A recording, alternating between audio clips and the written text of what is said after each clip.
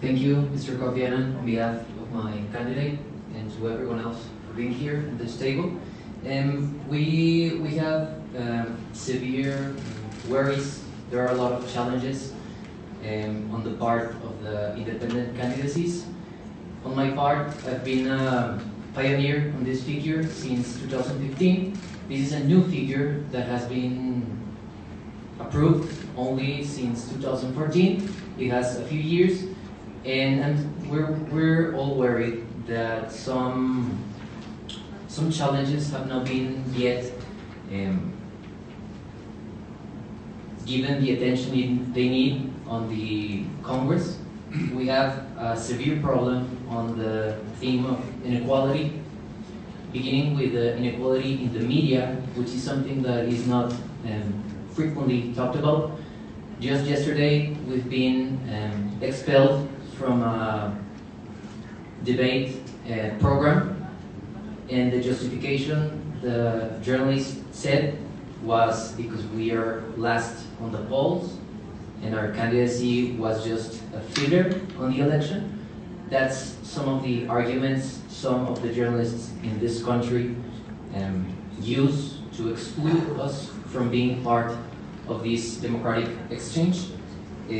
There's another bigger problem which comes from the inequalities that are originated by the law.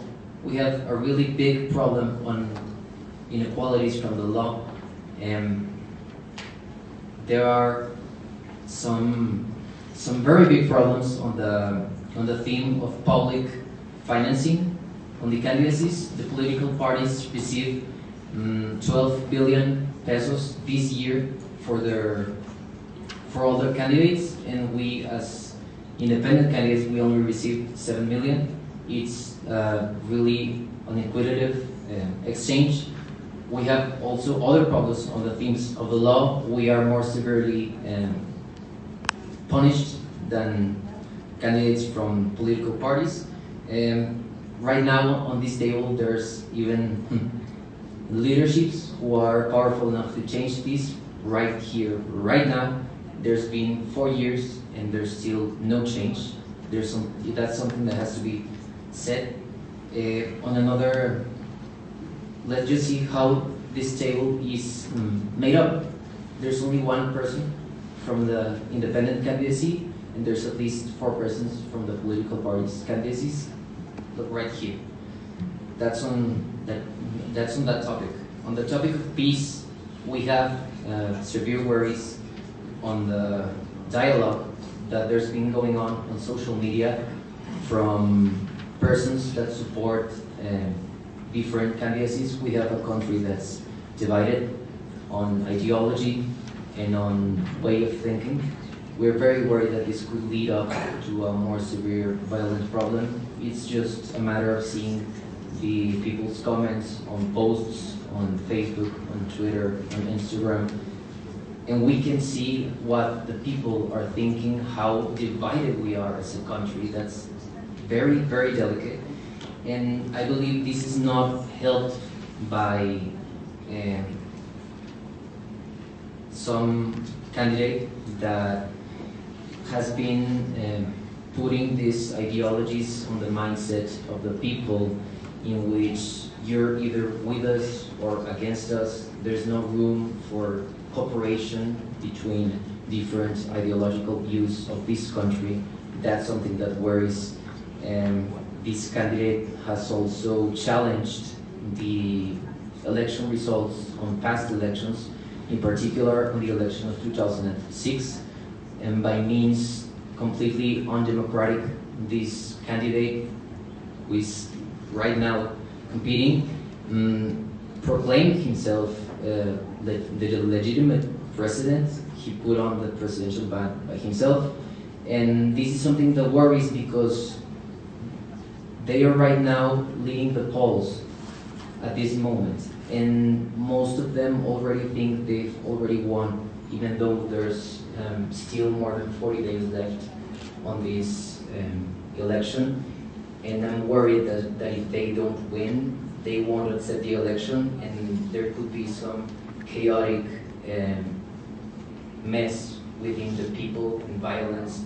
I believe that it is very important that we guarantee that all the candidates who are competing for Mexico's presidency accept the results, whichever they are. We are completely willing to accept these results, even if they don't come in our favor. But I believe the other candidates must have this mindset as well, because this country is so divided right now, the people, that if someone challenges this election, this could lead up to a really violent turn of events on the day of the election and on the weeks that are after it. That really, really worries us, and not much people are talking about this. On another topic, I'm reading that this foundation has some strategic projects. Some of them are on the theme of juvenile leadership. This is a very big challenge in this country for us. Let's just look again at this table, and I'm the only person who's younger than 30 years old. There are almost no opportunities for young people to participate in politics. We are being discriminated by the law even. There are some public offices that can only be occupied by persons who are older than some years, which I don't think is really the correct way of doing it, because we've been having this age limit by many years, and this country has not yet overcome its problems. So I don't think that's something to be really taken in account of, the age of the person to go into a public office. It has happened in my case, in which I've been trying to pursue some things that I couldn't do it because I'm just 27 years old. So I think we have a very big challenge on this country on the theme of juvenile leadership. We think it's not a subject that is on the public opinion. It's not something people are talking about, even though it's something that I consider is really important, because there's a lot of difference in generations of people above certain age and under certain age. So I think it would be very good, very refreshing for this country, for young people to have these positions, important positions, because obviously they have positions within political parties and within the government, but they're not relevant ones. They're ones that are like the ones that don't matter that much. So we really would like to participate actively. Like, my candidate is giving me the chance right now as his lawyer and as his representative on the Electoral Institute. On another theme, we would like to talk about some challenges we had on this independent candidacy. We need to, as independent candidates, we need to fulfill a couple of requirements to reach this position, because not everyone who wants to be an independent candidate can do it. They need to reach some level of support, so they have some kind of level of significant representation.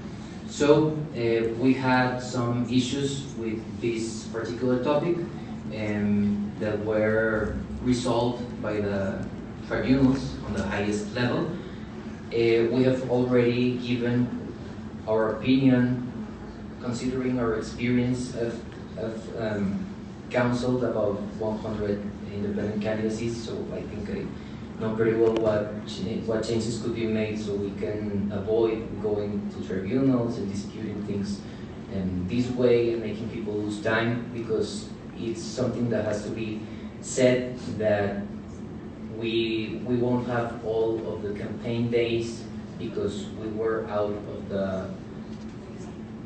of this process some days until the tribunal said that we had to be on the process. They gave us the reason, and then we incorporated with some lag, with some days behind, so we won't have the 90 days. We have so many problems within the independent candidacies that there was a fifth contender. There were not only 4, there were 3 from political parties and 2 independent candidacies.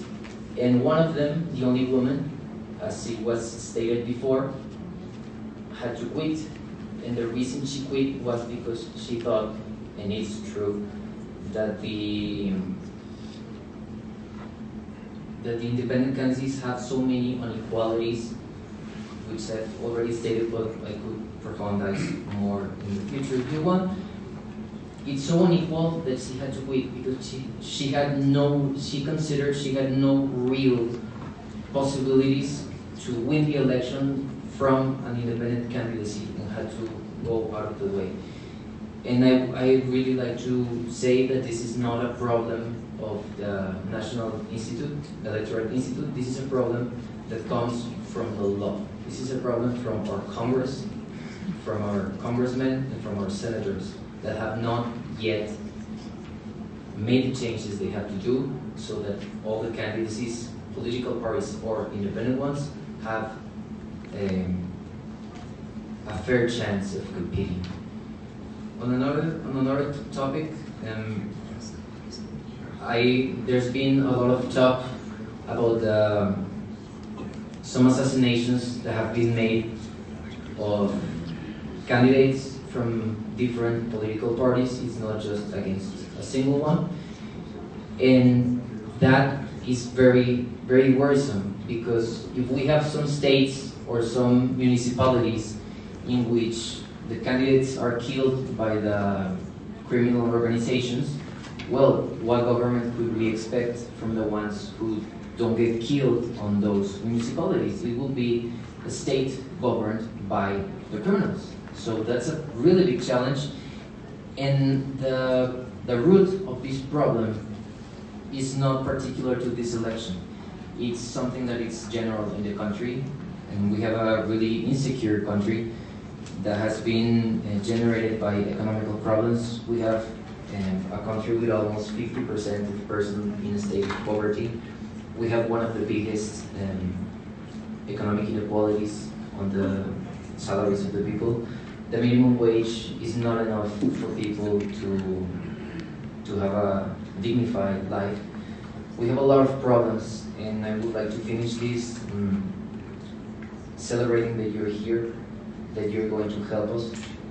We need all the help we can get, and we plead that you stay here as long as you need, because we, as a people in this country, we cannot go on like this, because we will have a severe crisis, social crisis, economic crisis, if things are not fixed on the short term. Thank you.